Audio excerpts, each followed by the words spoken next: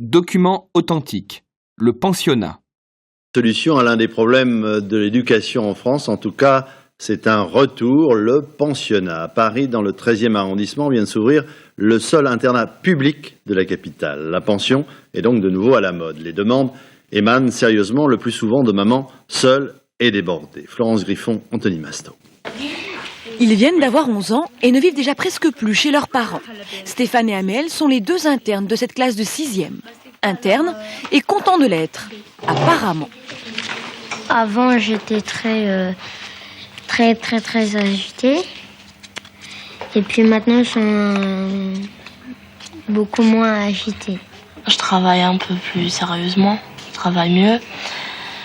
Et T'es plus motivée? Ouais. C'est ça. Mais l'argument ne séduit pas tout le monde. Ils sont toujours enfermés dans le collège.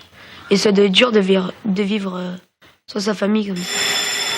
17h, à l'heure où leurs copains rentrent chez eux, ils sont une vingtaine à prendre un goûter à la cantine. La formule existait déjà au lycée, eux sont les premiers collégiens internes à Paris. Ici comme ailleurs, la demande est en augmentation, plus 3% par an en France. L'une des raisons de cet engouement, la voici. Voilà. Ça, tu dois faire quoi pour demain? Ça, c'est reporté pour vendredi. Pendant 2 heures tous les soirs, les élèves sont soutenus dans leurs devoirs, une aide que ne peuvent pas leur apporter leurs parents. Des familles monoparentales pour la plupart, mais pas seulement, dont le travail les éloigne de la maison jusqu'à tard le soir. Et en fin de compte, c'est une vraie solution pour l'organisation familiale. Pour eux qui habitent le quartier, c'est un vrai changement de vie. Je me couchais à n'importe quelle heure. Le matin, j'arrivais pas à me lever, donc là, c'est pas pareil. C'est à une heure précise, donc c'est mieux. On est moins fatigué le matin. Après une demi-heure de détente, c'est le moment d'aller au lit. Stéphane prépare son cartable. Sur la porte de son armoire, sa maman lui a laissé un petit message. Bon courage, ta maman qui t'aime, à l'infini de plus que toi. Bisous, XXXX. Elle te manque pas ta maman? C'est de temps en temps. Souvent ou pas souvent? Souvent.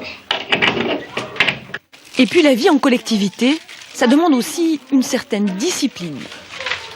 Des fois, on en a vraiment marre, quoi. Parce que le problème, c'est qu'on nous laisse pas tout seul, même pas 5 minutes. On est toujours surveillés 24 heures sur 24. Pour s'échapper un peu, au moins par la pensée, le téléphone portable est autorisé. Un petit coup de fil pour dire bonne nuit aux parents. Et il est déjà 21h30. Bonne nuit. C'est l'heure des dernières confidences, avant de profiter du silence et d'un peu de solitude.